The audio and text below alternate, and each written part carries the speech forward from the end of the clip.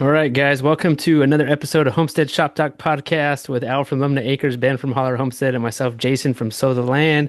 And we have one more person here today, Jonathan from Tiny Shiny Home. Hello, everybody. Yeah, man. So Jonathan, you live off grid in Arizona. Correct. Yeah. Yeah, so I thought it'd be fun to have you on here to get a kind of different, I guess, perspective on than all of us here. So t tell us about yourself. What are you doing out there? You look where are you at? Because you look like wh where are you inside of something? Like it Well, looks pretty neat.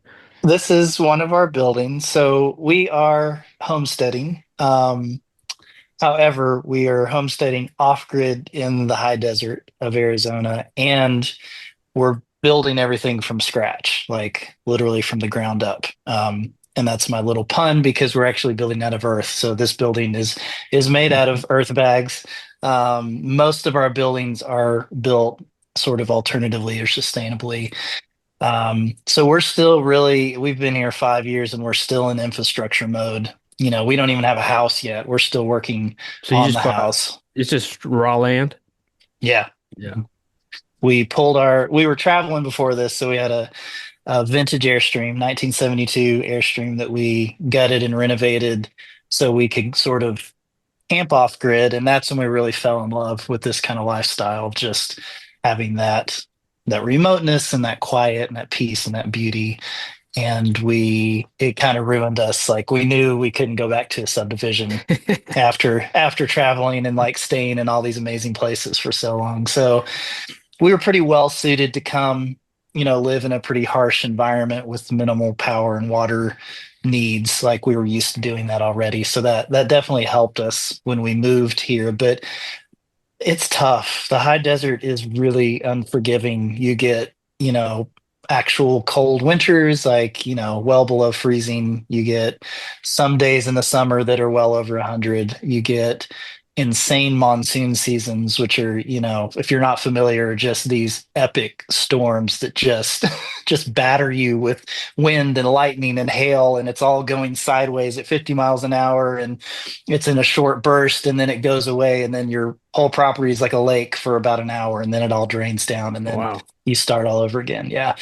Um, wells are really difficult here because it's like 700 feet down because we're kind of near a mountain range here. So wells are prohibitively expensive, and you have some big agriculture that's come into the area and is just like sucking the whole aquifer dry because there's not any regulations on it. So it's tough, but it's Yeah. very rewarding and it's fun, and one of Ashley, my wife's, her original dreams was to green the desert. Like she wanted to move to the desert and like sort of build this little oasis in the middle of the desert. And so that's what we're trying to do. We're 5 years in. We got a long way to go, but we're getting there a little step by step. So where were you initially from? You're from that area or No, I'm from Tennessee. Ashley's from Indiana. Oh wow. Okay. And we got married and we lived in Tennessee, my hometown, for like 12 years before we started traveling. So we kind of consider that home, but Ashley grew up in Indiana. Yeah. Wow. So I guess you just fell in love with the desert. We did. It's funny when we started traveling and we got out west, we're like, oh, this is really different than what we grew up with. And we really did. We just fell in love with it. But we hear people all the time who grew up out here and then they go out east and they're like, oh, this is really cool. I This is It's really funny. different. Yeah, that's funny because I hear that too. Like I've met people that are born and raised out here. Yeah. They say the same thing. They're like, "Oh Yeah. man, I love the desert. I wish I could move there." And then we are saying the opposite thing. Yeah. I will say the low humidity is what I would call a game changer. Summers are so different. They're really hot, but there's no humidity. And so it definitely does, they say it's a dry heat, and it really is.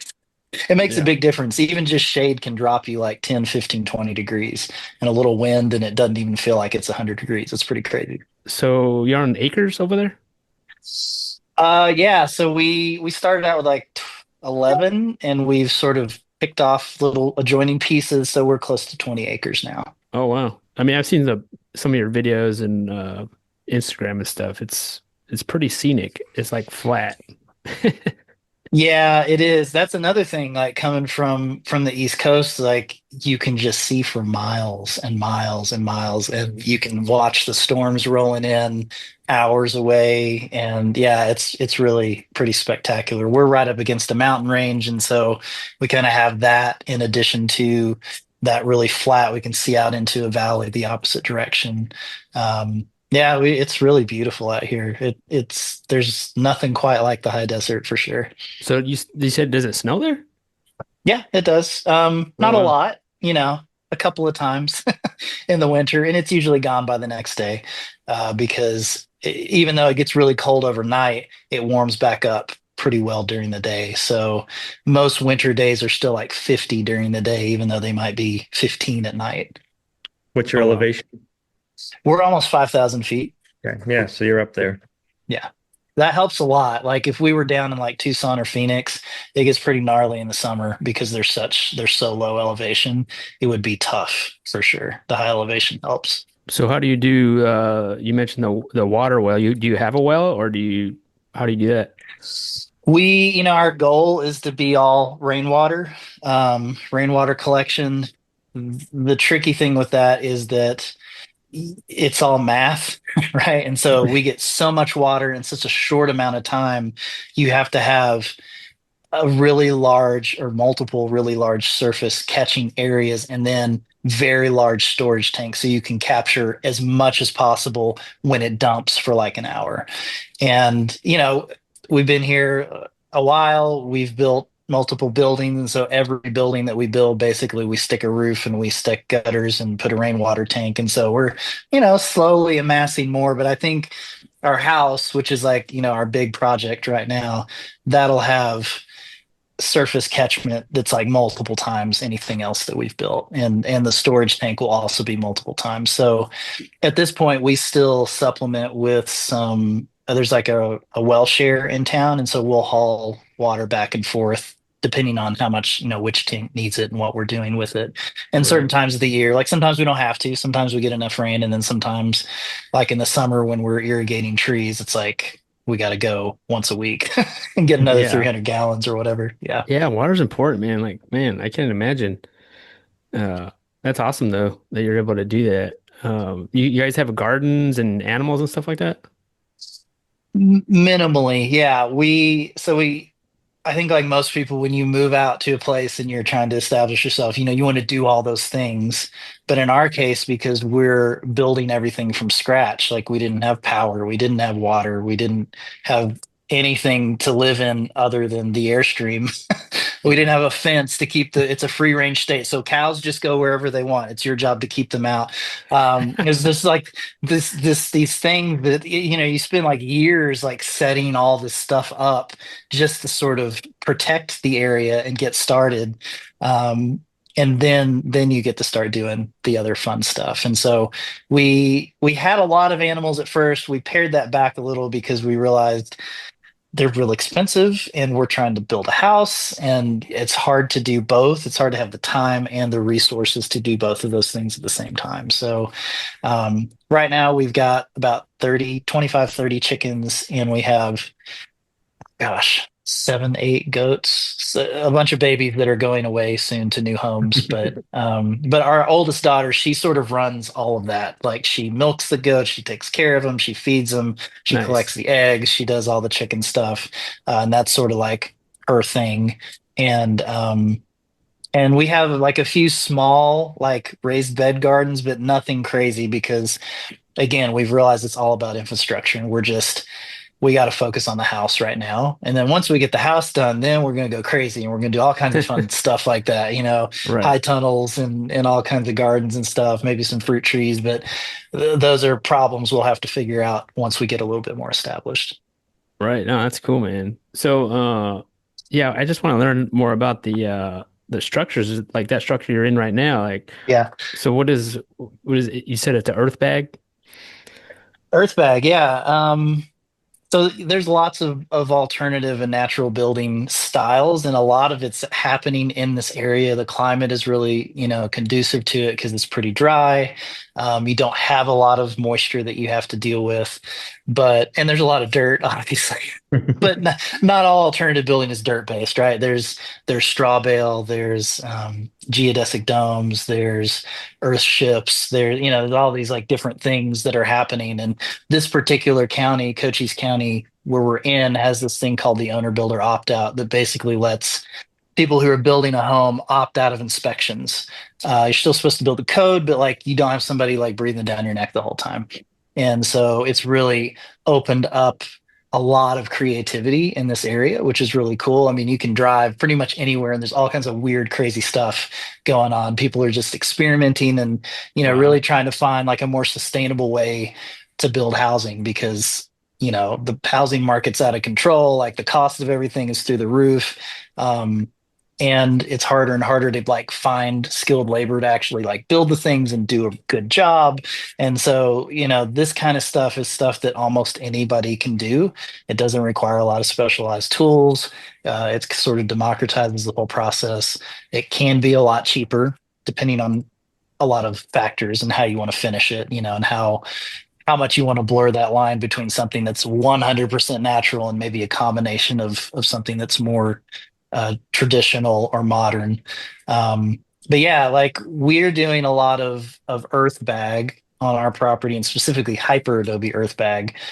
And the way it kind of works is it's a long plastic netting. It's kind of like an onion sack that you would get at the grocery store or a soil erosion bag. You might see those on the side of like the interstate, where they've got these really steep hills and they're trying to keep stuff from like rolling down the Oh, hill right. into the interstate.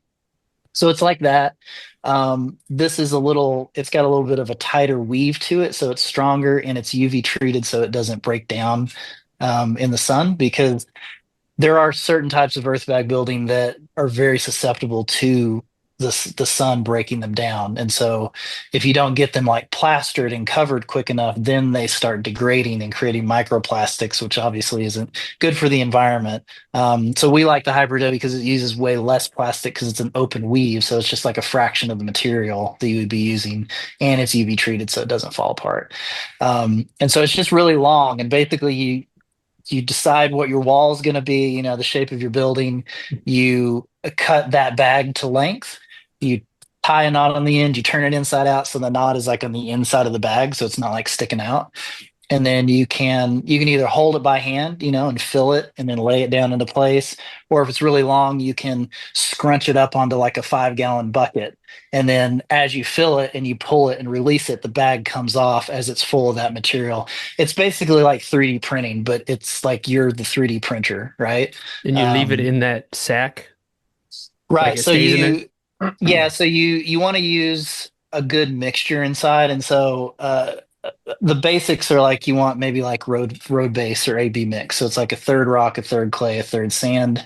So it's got that binder in it, and then some people will add a little bit of Portland cement, maybe like 5%, and water, and then you basically fill and expand that bag as much as you possibly can, and then you tamp it. So you take a tamp and you just wail on it until it all goes down and it compresses. You do the sides and the top, and basically you're just building a brick, just a big adobe brick that's long and unbroken. It can be 70, 80 feet long in whatever shape you want. It can be a circle, it can be a straight line, it can be an S curve, it can, Oh, you can wow. do whatever with it. So yeah, so you can build like retaining walls and outdoor furniture, and like you can do all this like really interesting, cool stuff with it. And then you just want to plaster over it so that you're covering those bags and you're covering that material inside. Because even though it's like an adobe brick, eventually with like the monsoons we get here, it will get eroded away. So you want to get some sort of covering on it to protect it. Oh, I see. Yeah. Wow, that sounds cool. So was that like your plans like from day one? Like we're gonna No, do this? no, no. I was a web developer designer in a former life, and we don't know how to build anything. Like we came out here and we didn't know how to do any of this stuff. We didn't know how to do solar. We didn't know how to do any sort of like plumbing or electrical work. We had no idea how to build anything. Um, And we just knew that we wanted to do it ourselves and try to figure it out.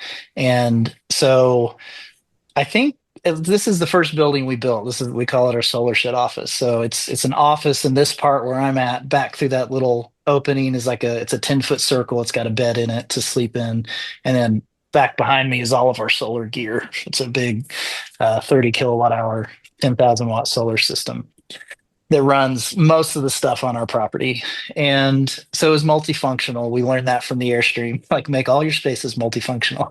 Yeah. So this is like our first, like we just wanted to try to build something. And it was actually going to be a straw bale building, which is basically you build a decking, you put straw bales up, you strap them down, and then you plaster on each side of it. And you use that like thermal mass of the straw bales to be like really insulative and to like fill your wall cavity for pretty cheap. We were going to do that, and then COVID hit, and the price of lumber like went through the roof, and the amount that it was going to cost us to like deck this little 200 square foot building, just it was like, this doesn't make any sense. This is way too expensive for, especially for just a solar shed, right? Right. Like our first building. And so that's when we just started looking at other stuff, and we were looking into a lot of earth bag, and the other type of building, earth bag building, super adobe, is similar, but it uses a bag that's like fully enclosed, and you have to put barbed wire between each layer so the bags don't slip off because they're really slippery. The hyper adobe bags are open, so the material that's already there can lock into the material for the new bag that you're laying on top. So for us, especially then, like our kids were a lot smaller, it was a much like safer and simpler process. We were just building the walls straight up instead of a lot of super adobe makes the domes, where they kind of dome in. And there's a lot of math involved. You have to make sure you do that right so it doesn't fall in on itself. You have to get all those calculations and Wow. everything right. So yeah, we just kind of stumbled on this particular style of building. Not a lot of people were doing it. Nobody was doing it online. Nobody was documenting it. And so we just started filming it every day, and that really kind of became our thing. Like we became known as the hyper adobe people. It Yeah. wasn't on purpose. It was not a master plan. It's just, it just happened. And so, yeah, here we are 5 years later, and That's we're cool. building a Mhm. massive hyper adobe house that is just, it's an insane project. I don't Yeah, even that's know gonna what be we your were thinking. that's gonna be your house eventually. Yeah. Yeah. Yeah. That'll be our big Oh, family cool. house. Yeah. Wow. So you're still in the Airstream. Yeah, we're a little more distributed now. Wow. The Airstream is sort of home base. A couple of the kids sleep in there. Ashley and I sleep in here. We did build a super Adobe dome, and our daughter sleeps in there. And we actually just are just now converting part of a storage container into a little room for our oldest son because he's turning 18, and he's like, I need a little more space. Need a little privacy. And so eventually, they'll all come back into the house when it's finished. But these are sort of temporary measures, I guess, so that we just don't feel so like cramped up all the time. Because that Airstream was pretty small. It wasn't nearly that small when the kids were little. Now How they're how huge. how many kids? We have 4 kids. Yeah. Oh, okay. Yeah. And they're all teenagers, and half of them are almost as tall as I am. So they've we hit that point of no return, right? Sort of they rapidly started getting bigger and taller, and we were just running out of space. So we had to Think of pivot, something. Yeah. had to do something. Yeah, Yes. Yeah. All the kids are getting bigger. yeah. What are your roofs made out of? We do mostly metal roofs so we can catch Metal. rainwater off of them. Yeah.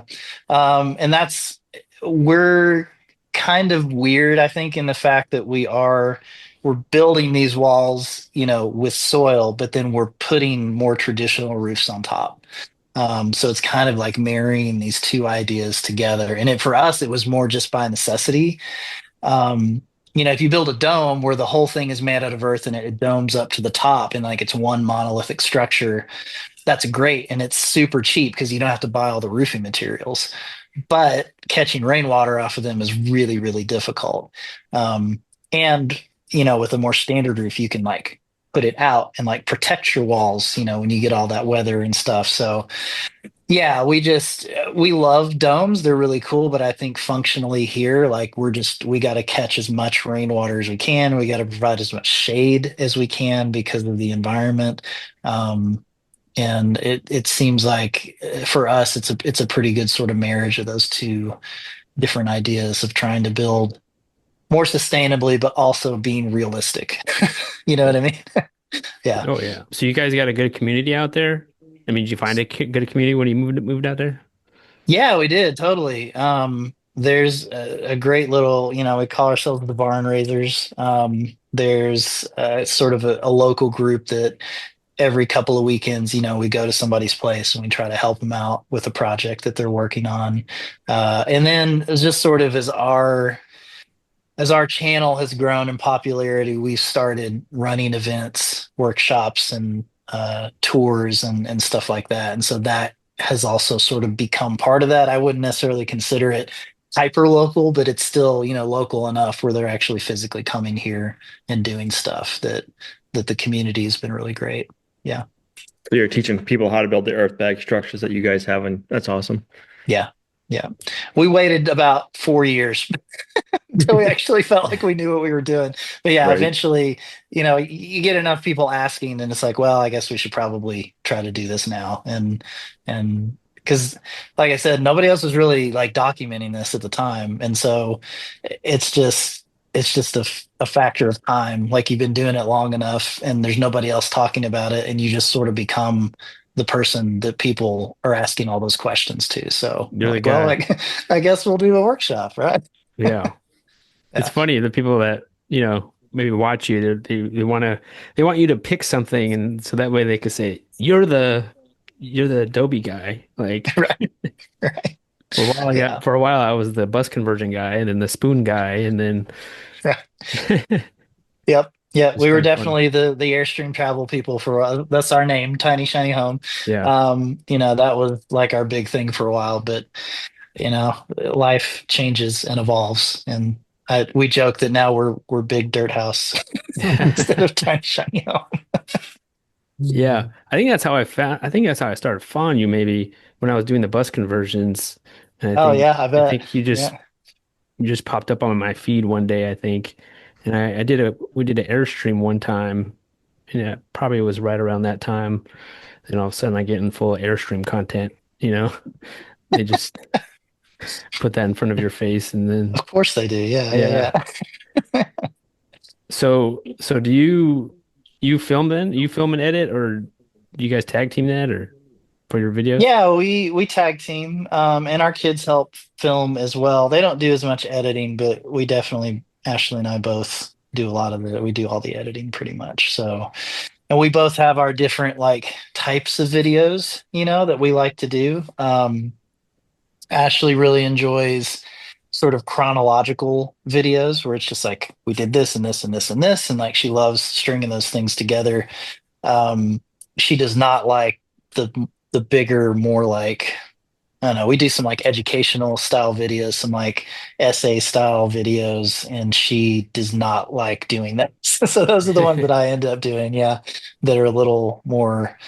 They're just you really have to like get them organized for them to work. More It's not so structured? much just timeline. Yeah, it's more Yeah. like you have to build the structure and then piece everything together. Yeah, No, I understand that. yeah, You guys have javelinas there? we do. The rat Yeah. pigs. Yeah, So, the rodents of unusual size. Yeah, yeah, that's what we what call them. Exactly they're what they kind of look like like. I guess a rat pig, yeah.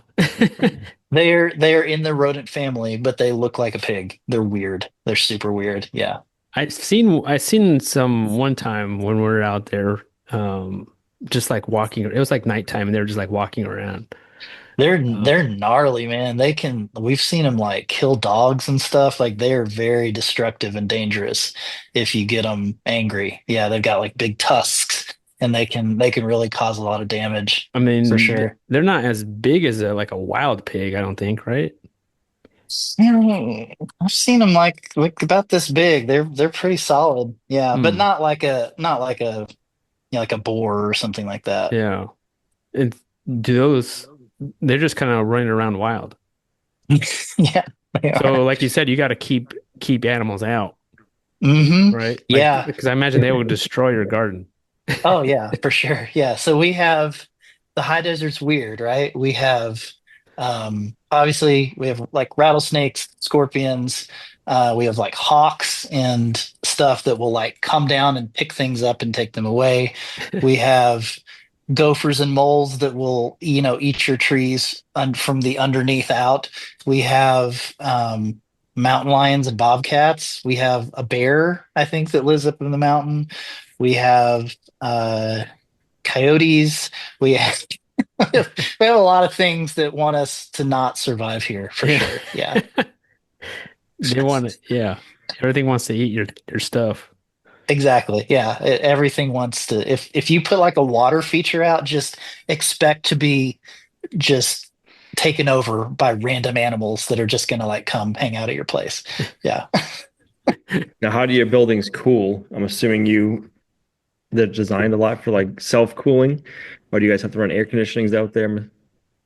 Yeah, so that's a really great question because our walls are 15, 16 inches thick, adobe bricks. A lot of people think that means that they're insulative, but they're not necessarily because earth Earth is weird. It has what's called a thermal transfer, and so if it gets hit by the sun, it will slowly pass through there, and then it will release to the inside. For a 16-inch wall, that's about a 12-hour delay, is what we've clocked it at. So, with that in mind, like you can do a lot of things to design for that. So, for instance, this building, I don't know if you can see, but there's clear story windows up at the top here, and they're facing south. They're right up at the top of the building. During the winter, the sun, it's lower and it's to the south. It's going to come through those windows and heat the inside of this building more naturally. But then as it's summertime and the sun comes back up and it's going straight over, we have enough of a roof overhang that those windows are shaded, and the sun isn't coming through those. And so, and also like the longest side of this building is also facing south. So like all day during the winter, it's soaking up sun and then it's releasing that in, 12 hours later, basically. Um, yeah. So, but the other thing is like, once you have the temperature set inside the building, it's not really going to leak through um, like you would with like a normal framed wall. So it is weird. It's like the R value is really low, but it does still have like really strong thermal properties. So we supplement with like a mini split off of our solar system, and it doesn't have to work very hard, but it just kind of helps keep it a little bit more regulated. Um, and then, the other thing is your boots and your hat, right? So no matter how good your walls are, if you don't have enough insulation in your roof or in your floor, you're either going to lose that heat or gain that heat, depending on the time of year. So we're always trying to experiment, and try to find the best way to do that for sure. So do you get all the material for those buildings on your property? Or you We have to bring did stuff in. our, yeah, so our first like three buildings, we just have a huge pit over in the back of the property where we dug it out and we added some cement, or one of them we just added clay and we didn't add cement. For the house, we're doing actual road base that's being pre-mixed and brought in because it's so big. It's a 2,500 square foot walkable building, and the design is really unique. It's a circular design, a bunch of like inset circles and straight walls connecting them. So like the actual footprint is more like 5,000 square feet, but the like walkable, livable space is more like 2,500. So it's a really, really, really big earth bag building. So what we found is that having that evenly mixed sand, clay, and aggregate, that alone, I mean, that's literally what they put underneath roads before they pave them. So once you add it or you add water to it and you compact it, it locks up a little bit better than just our native soil, because our native soil is almost all sand. We just have like a tiny bit of clay in it. Um, if we had more clay, then we wouldn't necessarily have to do that. But at least for us, like we don't have a tractor, so it's like it's simpler for us to have a professional pre-mix it. They mix it all the time. They've always got, piles of it, and they can just truck it in and drop it right on our work site, and then we can keep going. So and we know it's like super, super solid. But yeah, you could totally do it with just whatever you got on your property too. You would just want to do soil tests, and you might need to supplement. Like if you have too much clay, maybe you bring in some sand and then you sort of mix on the fly as you're putting it together. Wow. I Yeah. don't know. What do you think, Ben? You think we can make one of them structures over here? Or is it too rainy? You could do it. Yeah, you Yeah, could totally do it. big enough roof. We would have to bring in a lot of sand out here. All we got is Lots of clay. clay. Yeah, we got a bunch of clay. I'll send you some of this clay. Sure, yeah, I'll take it. Yeah. Truck it in. Yeah. No, lots of people ask about that because, I mean, earthbag building is done all over the world. It's been around for 30, 40, 50 years. So it's not like it's necessarily new. It's like a Um, Earthship, right? Is that same thing? Like the no, name Earthship's Earthship, kind or of is it different? its own, yeah, that's sort of its own thing for sure. It's Okay. it's a different philosophy. I have seen people starting to use like the hyper adobe bags as the back wall instead of tires, because that's sort of an Oh, earthship right. thing, is you're Right. taking stuff from the landfill, you're putting tires in, you're packing them, you're building yourself a big thermal mass on the back of that wall. You could do that much easier with earth bags, but at that point you're not removing the tires from the landfill, so it's kind of like it just depends on I sort see. of what your goal is, what you want to do. um, but there's a lot of overlap. Like we do a lot of glass bottle bricks. So it's where you take like two bottles, you cut the necks off, and you tape them together, and you get like one single piece of glass that like the light can come through. And so Yeah. Earthships use a lot of bottle bricks in their design. They use a lot of like trash in the walls, like aluminum cans, where they're just trying to create like almost like insulative air pockets, Hmm. using materials that nobody's going to use. So yeah, it's different in a lot of ways because we're basically just filling our walls with mass, which is Yeah. dirt, and it's just a lot of mass. Our house, so far, I'd say we're a little over halfway on the walls, and we've easily put 300 tons of material into it so far. So yeah, it's Man. a lot of That's a moving lot. dirt. Yeah, you gotta mix it and then wheel it over and then scoop it in and then move the bucket and then you gotta tamp it. So it's like you're touching that 300 tons like six, seven times, before you're even done. With no So yeah. tractor. We can tell by your arms too. Yeah. You look Duh. like you shoveled 300 tons. Yeah, we're pretty active out here for sure. I'm What sure I it's a tell workout. people, Yeah. it is, but what I tell a lot of people is like this kind of work you'll get hurt really easily if you're not sort of doing the work beforehand. There's so many ways you can pull your back or twist weird because you're like lifting this material in all these like weird positions. You're up on the wall, you're sliding it out of the bucket, and yeah, it's like you got to make sure you're sort of exercising on your own or else you'll pull something and then you're out for 6 weeks. I see that happen all the time. People will sort of injure themselves and then they get stuck and then it's really hard to come back from that. So yeah, we try to be really intentional about like staying ahead of it if we can, for sure. So you said you're halfway done. How many man hours do you think you have in I all don't the? know about hours. I'd say we've been bagging for about a year at this point. We don't work 8-hour days. We're doing maybe 3, 4 hours a day. We have other stuff to do. Our kids are Yeah. homeschooling. We have a business to run. We're making videos, and like you can't just sit out there and bag 8 hours a day. So that's I the want to thing. A see lot of every people don't understand. video. I want to see every video of you bagging.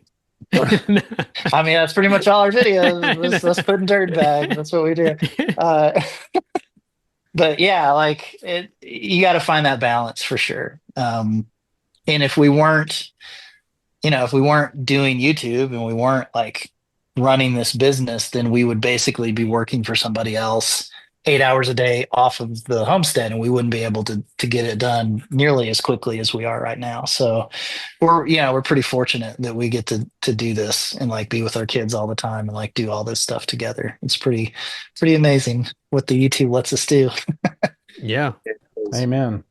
Was that the plan to do YouTube from the get-go, or kind of just fell into it? Um, I think we got serious about YouTube when we moved out here.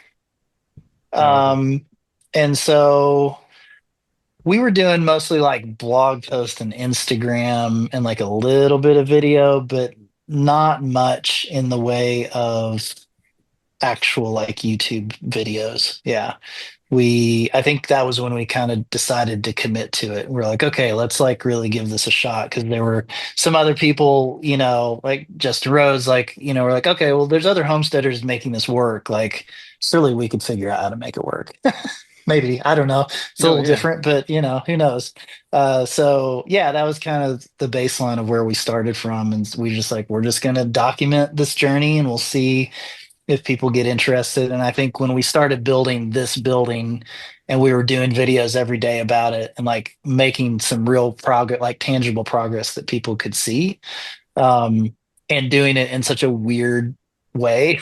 like they got these weird red bags and like their kids are mixing stuff and we're like stuffing it in there and then we're smashing it, and people are like, this is insane. What are these people doing?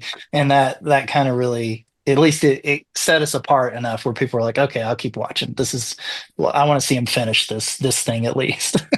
Oh yeah, it makes for great videos or great Yeah. content. Yeah. Because it's different. Um, like Yeah. I imagine when you're done, you have the, full time lapse video of the complete build type. You know? Yeah, I mean that, and That that would be too, awesome. that Yeah. we have like a 2.5 hour basically movie of building this building, and that one is the one that sort of hit big for us, and it really encouraged us to sort of close down my web design business, and start doing this full time for sure. Uh yeah, it's crazy. I was like, who wants to watch this? This is nuts. No, it's interesting. Yeah. I got a question real quick. Yeah. So you've got a pretty big family. That's what, 6 people? Yep. What kind of water holding capacity do you need? Like, are you going to have to build by the time you're like self-sufficient in that regard? Have you figured that out? Well, so like right now we've got like a 3,500 gallon tank, a 2,500 gallon tank, and those are like the two main ones that we use for us as like humans, right? For like showers and cooking and drinking and um and showering and all that stuff. And then honestly, most of the water we end up using is for drip irrigation for animals. They use way more water than we do. Like coming from 5 years on the road full time, we just don't use a lot of water. Like we're just really good at not necessarily needing a lot. Um, but yeah, I mean, our storage tank for the house is going to be closer to like 30,000 gallons instead of like 3,000 gallons. So it'll be sort of like a whole step up in terms of having like real holding storage that can last for a long time. But yeah, so that's kind of where we're hoping to get to for sure. Something a little bit bigger. Yeah, that's a A ton. lot That's of a lot. water. Yeah, you're moving to a metal tank at that point. The Mm, poly tanks, they're not going to withstand right. that kind of pressure for sure. So I mean, I imagine, how often does it rain there? I mean, how long would it take to fill all that up? it's all the math, right? It's like it doesn't rain often, but when it does, it's so much water in such a short amount of time. If you have a big enough roof, then you can, get thousands and thousands of gallons in an hour, if you have enough surface capacity. And so, yeah, there's like, models online where you can do that math and like figure out, and you got to make sure your gutters are big enough that your downspout, you're talking 4 inch, 6 inch PVC downspouts, because like you don't want it to back up and overflow. You want that water to be able to move at that pace when you need it to. That's like the hardest part for sure, is Just making sure you have enough roof and enough storage to get every possible bit you can during that downpour. Yeah. How So would long's you your dry go ahead. season out there? How long is monsoon season? No, dry, like your dry season that you gotta hopefully have enough water to get you through for. Well, monsoon season is pretty much just like July through August, September, and then the rest of it is mostly dry. Maybe some rain in the winter. So it's pretty dry most of the time. Yeah, You're trying to catch 3 months worth of rain and right. store.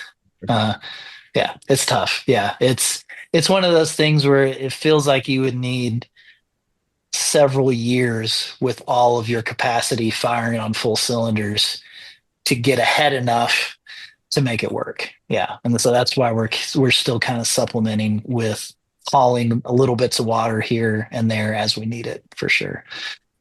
Maybe we'll get a well one day, but it's just too cost prohibitive right now. So we're trying to do the rainwater thing. Have you ever figured out like how much water you haul in every year? Um, it's not much. I would say, let me think. It couldn't be more than, I don't know, 5 or 10,000 gallons, if that. Yeah. Like I said, we don't use a ton. But as we grow and we get more established and we have more plants and trees and we get more animals, all those things are going to expand. So we're trying to plan into the future for more usage.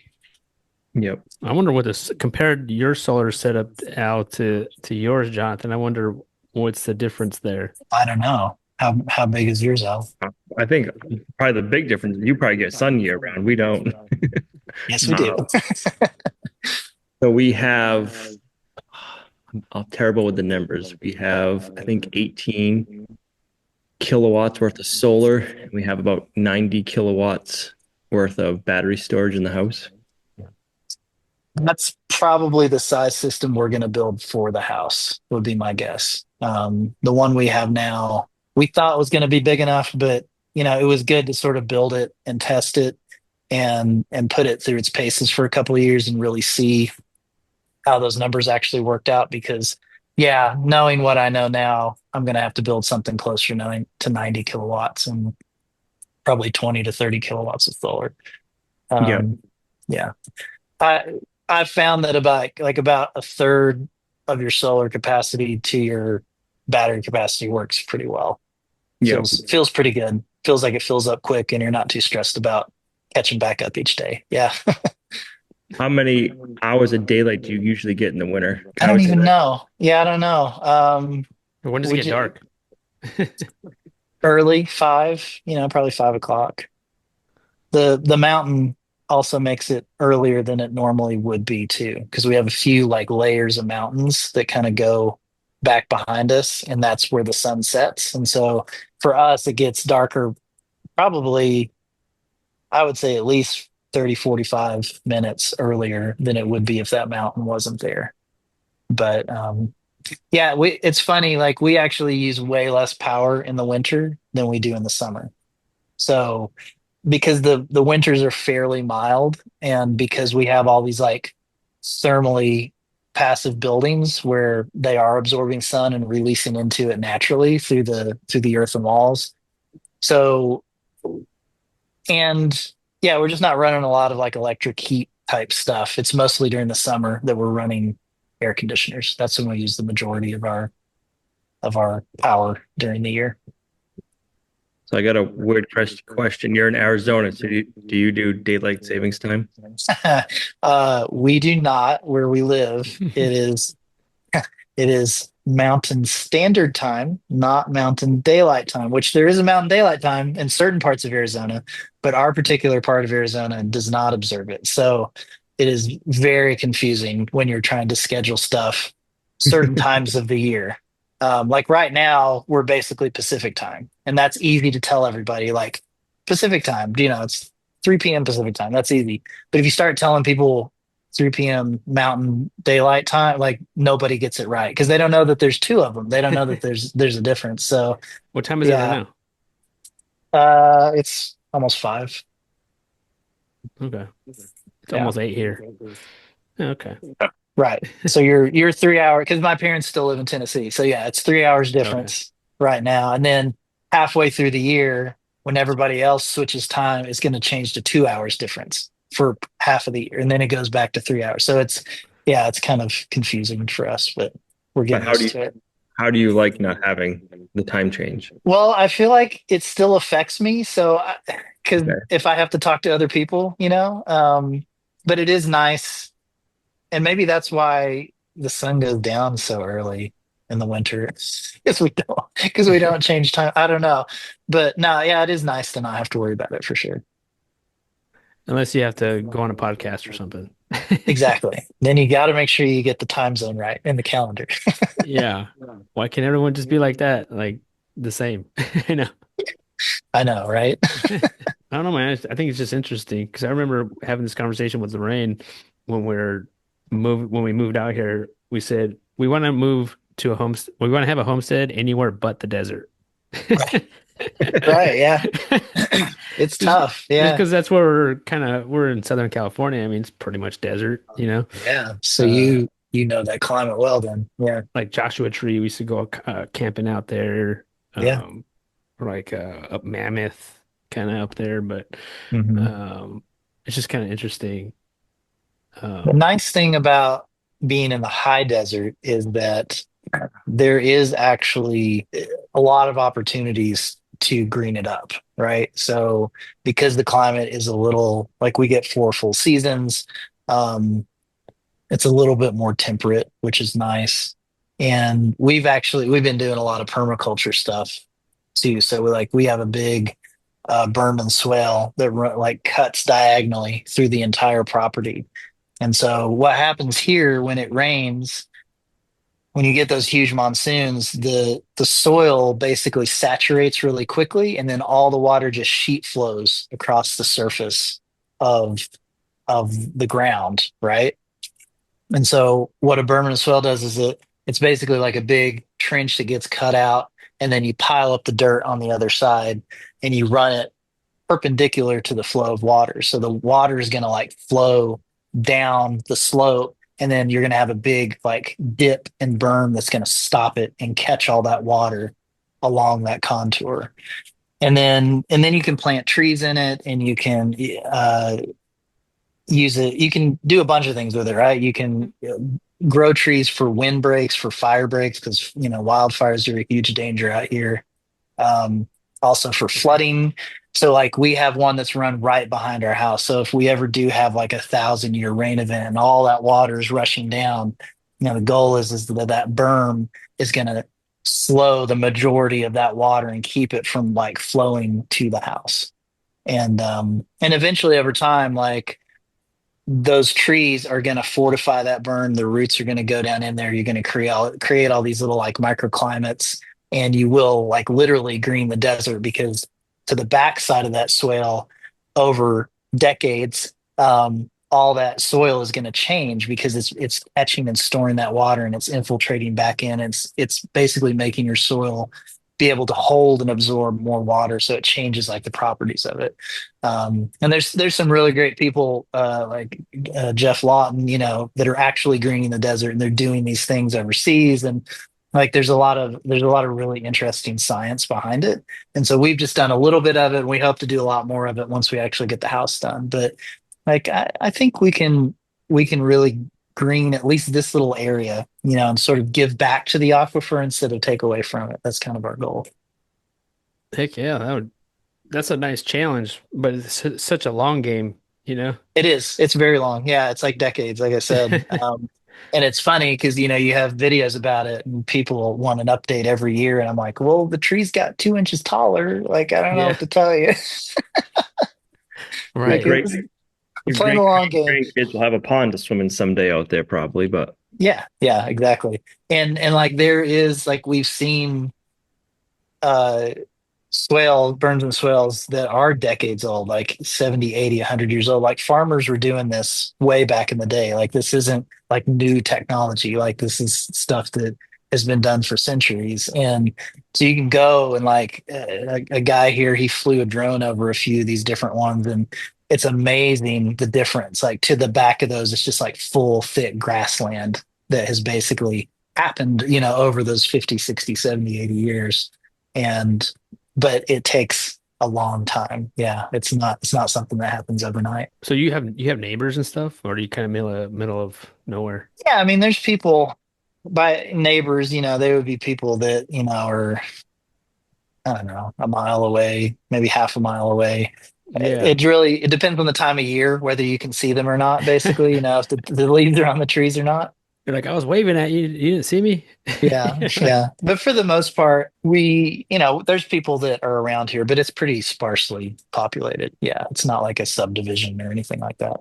You think that a lot of people they just work from home, or is there a place that's not too I far? know it's tough. Yeah, because if you want a good job in a remote area, you're likely going to be commuting to a larger town, or you do have some way to work remotely, which is becoming more and more of an option for Yeah. sure.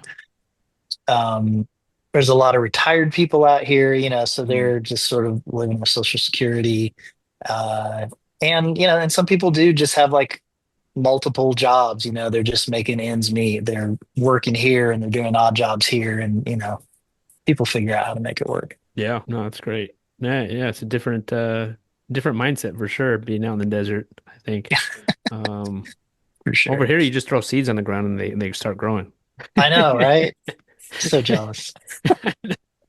There's water falling from the sky. Like, I know, yeah. Your trees get actually tall. no, I Hmm. know it's yeah. But then you don't have to mow a lawn, so It's true, although sometimes you need to because of fire danger. Yeah, because we will like during monsoons, we will get like waist high grass that just okay. springs up and it's pretty thick, and then it all dies as it stops raining, and then it becomes a huge fire danger. So Oh, right. yeah, right. Yeah, we Yeah. just within the last 3 or 4 weeks, um, there was a huge fire on the mountain behind us, and like we almost had to evacuate. And it's like every year somebody is welding, welding the fence, or doing something, and some kind of spark, and it catches the grass on fire, and then it just goes. Because we have days with like 50, 60 mile an hour winds pretty often here. The wind is pretty crazy. So if you have a low humidity day and like the 12% humidity and 50 mile an hour winds, it just takes one spark Mm, and it's just going to go. And then it's so hard to contain it once it gets going. right. Dang. Yeah. Guess we don't Yeah. think about that, but yeah. Yeah, you don't have to worry about that as much. Yeah, we got some fires out here, but yeah. Then it rains and they go out. Right, exactly. Yeah. You have moisture in your soil. Yeah. Yeah. You guys have anything else? I think that was a great talk. It was a good talk. Yeah. Yeah, man, I appreciate you coming on here. Yeah, that's Uh fun.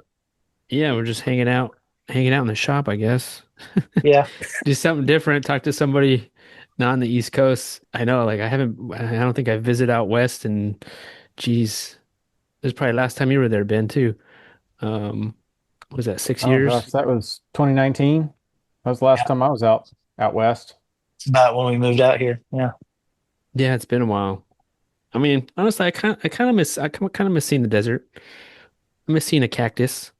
I Yeah. don't. I'm good. I got cactus over here in my yard. That native North Carolina, whatever they're called, little. There They are look some like, cactus here. yeah, like there's Really? native cactus here. Closer you get to South Carolina, you see more of them. But Yeah. Okay. I'm Okay. good. If I need my desert fix, I go look at my little yuccas Just growing in the yard, and just go stare at the good. cactus. Yeah. That's all you need. Well, cool, man. I think we'll end it there then. Awesome. So Jonathan, tell for everyone watching, how can they follow you and learn what you're doing? We're just Tiny Shiny Home on the internet, all the places. Yeah, we put out videos a couple times a week, and um, we're just stuffing dirt in bags. We're doing crazy off-grid adventures. We're building alternatively, and we're trying to green the desert. Yeah, so Right awesome. on. Right on, man. How often do you do classes if people want to learn about that stuff? We do them in the fall and the spring. It's too hot here in the summer, and it's too cold in the winter. So Usually, I would say, so we did 2 workshops this year. Yeah, probably 2 to 4 workshops a year, just depending on time. We were in Kanab, Utah for a really crazy 2 week workshop the last end of April, early May. That one is weird. We don't usually go off site, but that was like our big one for the spring. And then we have a big one coming up in the fall that we'll do. Yeah. And are they working on your home? Is that what they're using? You're using to It teach just or? depends. Oh, okay. Yeah, the one in Kanab was a double dome project for somebody else. I'm really hoping that by fall of this year we will be done with our bags, and so if we're teaching earth bag, it will be for some other smaller project and not for the house because I would love to be done with that Right. house by then. Your earth bag That's is the like goal. my fencing. Right. Never ending. Yeah, never ending. Well, cool. All right, Jonathan. Well, I appreciate you getting on here, and I appreciate everyone else listening and watching this podcast. Thank you so much, and I'll see you guys next week. Nice meeting you, Jonathan. Yeah, nice meeting you guys too. It was good to talk to you. It's good talking.